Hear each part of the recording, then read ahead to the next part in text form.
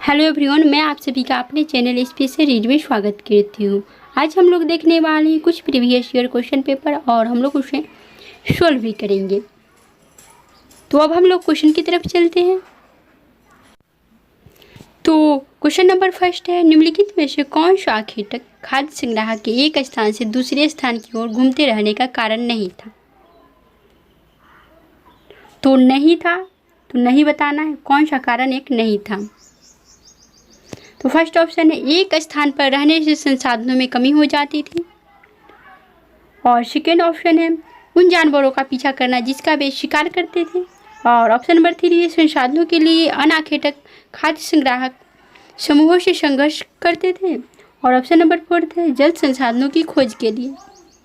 तो कौन सा ऑप्शन राइट होगा? ऑप्शन नंबर 3 जो है राइट होगा। संसाधनों के लिए अनाखेटक खाद्य संग्राहक समूहों से संघर्ष करना जो है ऑप्शन राइट हो जाएगा, क्योंकि इसमें नहीं पूछ रहा है। तो इसमें 3 सही है और एक क्वेश्चन के अनुसार ये वाला राइट है। 3 नंबर 3 नंबर, संसाधनों के लिए अनाखेटक खाद्य संग्राहक समूहों से संघर्ष नहीं करते थे। तो संघर्ष नहीं, क्योंकि उस समय अंश समूह था ही नहीं मनुष्य का, मानव का जो था, और समूह नहीं था, एक ही समूह था, तो वो लोग संघर्ष नहीं करते थे। उस समय मानव संगठन का समूह नहीं हुआ करता था और उनके बीच कोई संघर्ष नहीं हुआ करता था। उस समय के मानव जो थे आखेटक एवं खाद्य संग्राहक पर निर्भर रहते थे और वे एक जगह वे जब रहते थे और वहाँ का फल फूल समाप्त हो जाता था तो वे दूसरी जगह चले जाते थे। वनों से प्राप्त फल फूल, मारे गए पशु, नदियों एवं झीलों से प्राप्त मछली को वे खाते थे। तो अब हम लोग नेक्स्ट क्वेश्चन की तरफ चलते हैं और देखते हैं question number second. Question number second है,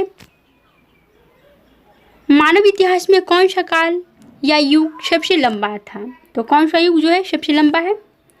ऑप्शन नंबर फर्स्ट है पुरापाषाण युग, ऑप्शन नंबर सेकेंड है महापाषाण युग, ऑप्शन नंबर 3 है मध्यपाषाण युग और ऑप्शन नंबर 4 है नवपाषाण युग। तो कौन सा ऑप्शन राइट होगा?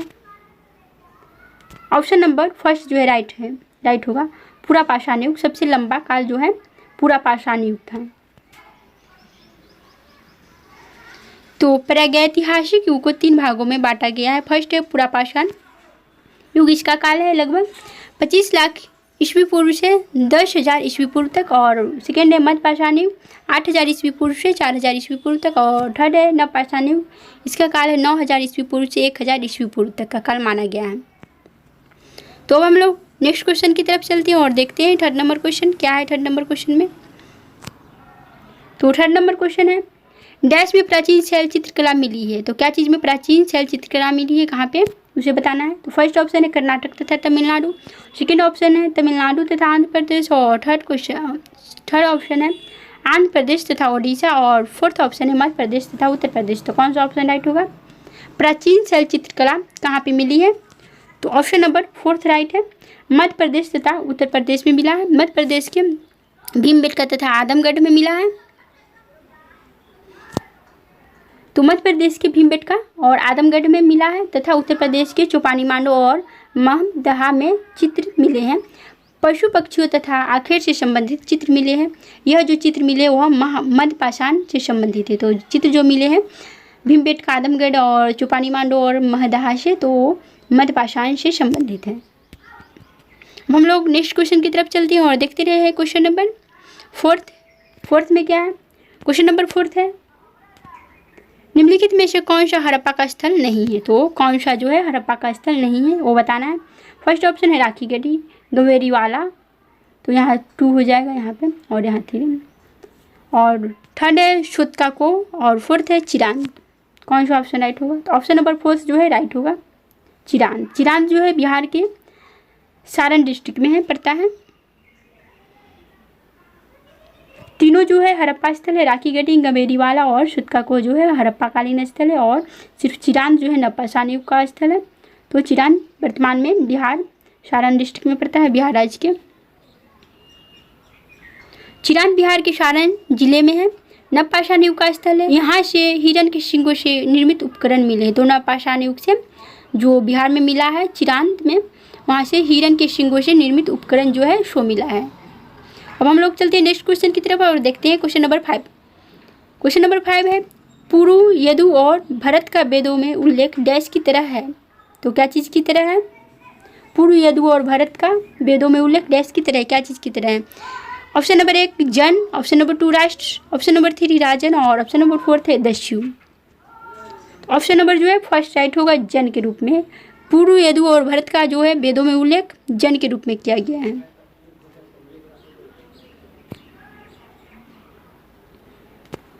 आर्य जब मध्य एशिया से भारत आए तब वे विभिन्न जनों कबीलों में विभाजित थे। तो आर्य जब मध्य एशिया से भारत आए तो वे विभिन्न जनों या कबीलों में विभाजित थे। ऋग्वेद में वर्णित आर्यों के प्रमुख जन थे पुरु, यदु, अनु, दस्यु, तुर्बसु, अनिल, अलिन, पक्त, भलातुष्ट, विषाणी, शिबी, भरत आदि।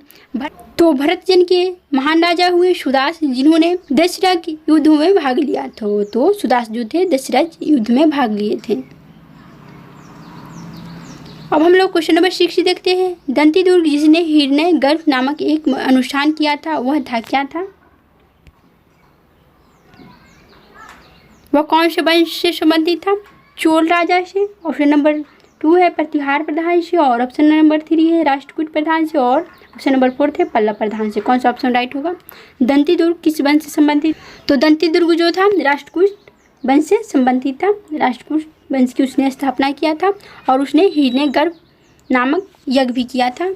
राष्ट्रकूटों के स्वतंत्र राज्य की स्थापना दंती दुर्ग ने 735 से 755 ईस्वी पूर्व में की थी। राष्ट्रकूटों की राजधानी जो थी मानखेत थी। दंती दुर्ग ने उज्जैन पर अधिकार कर लिया और वहां पर हिरण्यगर्भ नामक महायज्ञ का आयोजन किया था और प्रतिहार राजा ने द्वारपाल का कार्य किया था। हम लोग चलते हैं नेक्स्ट क्वेश्चन की तरफ और देखते हैं क्वेश्चन नंबर 7 क्या दिए हुए। क्वेश्चन नंबर 7 में क्वेश्चन नंबर 7 है मणिग्राम और नानदेशी निम्नलिखित में से क्या थे? तो क्वेश्चन नंबर 7 जो है मणिग्राम और नानदेशी निम्नलिखित में से क्या थे? ऑप्शन नंबर 1 है चोल शासन की प्रशासनिक इकाई। ऑप्शन नंबर 2 ब्राह्मणों को ब्राह्मदे के रूप में दिए गए प्रसिद्ध गांव और ऑप्शन नंबर 3 है चोल काल के प्रसिद्ध शहर और ऑप्शन नंबर 4 है दक्षिण भारत के प्रसिद्ध व्यापार संघ। तो कौन सा ऑप्शन राइट होगा? बताना है मणिग्राम और नानदेशी क्या थे। तो मणिग्राम और नानदेशी जो थे दक्षिण भारत के प्रसिद्ध व्यापार संघ थे, व्यापारी संघ थे मणिग्राम और नानदेशी जो थे दक्षिण भारत के। परांतक प्रथम के समय मिले उत्तर मेरूर अभिलेख में ऊर, मणिग्राम तथा नानदेशी जैसी संस्थाओं का उल्लेख मिलता है। तो परांतक प्रथम के समय में उत्तर मेरूर जो अभिलेख है उसमें ऊर, मणिग्राम तथा नानदेशी जैसी संस्थाओं का उल्लेख मिलता है। मणिग्राम आंतरिक व्यापार तथा नानदेशी विदेशी व्यापार में संलग्न संस्था थी। अब हम लोग चलते हैं नेक्स्ट क्वेश्चन की तरफ और देखते हैं क्या क्वेश्चन है। क्वेश्चन नंबर 8 में दिए हुए नीचे कुछ संस्थाओं एवं वर्तमान राज्य के नाम दिए गए हैं जहां अनाज और पालतू पशुओं के प्रमाण साक्ष्य पाए गए हैं। तो उसे मिलान करना है, स्थान का नाम और वर्तमान राज्य। तो चिरांत कहाँ मिला है और कोल्डिहवा और बुर्जहुरा कहाँ पे है स्थित, वही बताना है। वर्तमान राज्य और स्थान का नाम मिलान करना है। तो आप लोग देखिए कहाँ पे, तो चिरांत जो है बिहार में मिला है और बुर्जहोम कश्मीर में मिला है। तो एक भी आप लोगों से मिल गया। यदि एग्जाम में एक भी ऑप्शन मिल रहा है तो आप लोग ऐसे कर रहे हैं जैसे चिरांत तो 4th है तो इसे देखते हैं एक का 4th किस में है, तो 3rd में आ रहा है एक का 4th। और फिर बुर्जहोम तो सी का 1 है तो देखते हैं सी का 1 तो 3 नंबर ऑप्शन राइट है। 8 क्वेश्चन का जो है 3 नंबर ऑप्शन राइट है। 3 नंबर ऑप्शन राइट यहाँ पे इसमें बोल रहा है। तो बुर्जहोम जो है कश्मीर में है और चिरांत बिहार में भी मैंने बताया कि चिरांत जो है बिहार में मिला है, नवपाषाण युग का स्थल है। और कोल्डिवा जो है उत्तर प्रदेश में मिला है और हालूरा जो है आंध्र प्रदेश में मिला है। तो ऑप्शन नंबर 3 राइट होगा। तो ऑप्शन नंबर 3 जो है राइट है।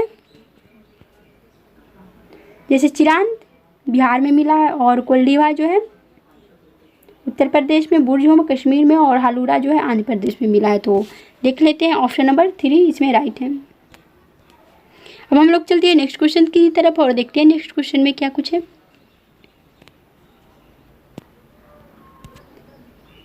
तो इसमें प्रागैतिहासिक काल से संबंधित ये जो स्थल है वो प्रागैतिहासिक काल से शेष और चिरांद बिहार, कोल्डीवा उत्तर प्रदेश, बुर्ज होम जम्मू कश्मीर और हालूर आंध्र प्रदेश में अवस्थित है।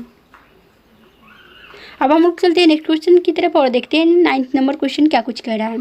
ऋग्वेद में गंगा और यमुना नदी का 9th नंबर क्वेश्चन है, ऋग्वेद में गंगा और यमुना नदी का नाम कितनी बार आया है।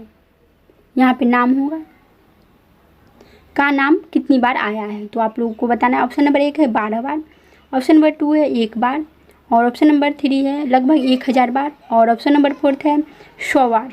कितनी बार आया है, तो 1 बार आया है। ऑप्शन नंबर 2 जो है राइट है। गंगा और यमुना नदी का प्रयोग 1 बार आया है ऋग्वेद में। तो ऋग्वेद में गंगा और यमुना नदी का प्रयोग केवल 1 बार आया है। चलते हैं नेक्स्ट क्वेश्चन की तरफ और देखते हैं क्वेश्चन नंबर 10th में क्या कुछ कह रहा है। क्वेश्चन नंबर 10th है, निम्नलिखित में से कौन सी विशेषता बौद्ध और जैन दोनों धर्मों में है। तो कौन सी विशेषता है जो बौद्ध और जैन दोनों धर्मों में है। तो ऑप्शन नंबर 1 बोल रहा है, मुक्ति पाने के लिए मनुष्य को अपने वस्त्रों से ही सब कुछ त्यागना होता था। और ऑप्शन नंबर 2 बोल रहा है, अधिक पाने की निरंतर इच्छा को मध्य मार्ग अपनाकर समाप्त किया जा सकता है। और ऑप्शन नंबर 3 है, केवल वही सच्चा ज्ञान प्राप्त कर सकते हैं जो घर त्याग देते हैं। ऑप्शन नंबर 4 है, इन दोनों धर्मों को मुख्यतः व्यापारियों का समर्थन प्राप्त था। तो कौन सा ऑप्शन राइट होगा। तो फर्स्ट ऑप्शन बोला है, मुक्ति पाने के लिए मनुष्य को अपने वस्त्रों सहित सब कुछ त्यागना होता है। तो बौद्ध धर्म में तो बस त्यागने की बात नहीं कहा गया है, बल्कि जैन धर्म में वस्त्रों सहित सब कुछ त्यागना होता। तो जैन धर्म में वस्त्र भी त्याग दिया जाता था, तो ये नहीं होगा। तो ऑप्शन नंबर 2 है, अधिक पाने की निरंतर इच्छा को मध्य मार्ग अपनाकर समाप्त किया जा सकता था। तो मध्यम मार्ग तो बौद्ध धर्म से संबंधित था, जैन धर्म से नहीं। जैन धर्म में तो बहुत ही कठोर तपस्या की जाती थी। और थर्ड है, केवल वही सच्चा ज्ञान प्राप्त कर सकती हैं जो घर त्याग देते थे। तो ऑप्शन नंबर 3 जो है वही राइट होगा, क्योंकि दोनों का एक ही उद्देश्य था कि जब कोई भी व्यक्ति सच्चा ज्ञान प्राप्त करता है तो उसे घर त्याग देना चाहिए। तो घर त्याग देने से ही वह सच्चा ज्ञान प्राप्त कर सकता है। दोनों ही धर्मों का एक ही था। ऑप्शन नंबर 4 फिर कह रहा है, इन दोनों धर्मों को मुख्यतः व्यापारियों का समर्थन प्राप्त था।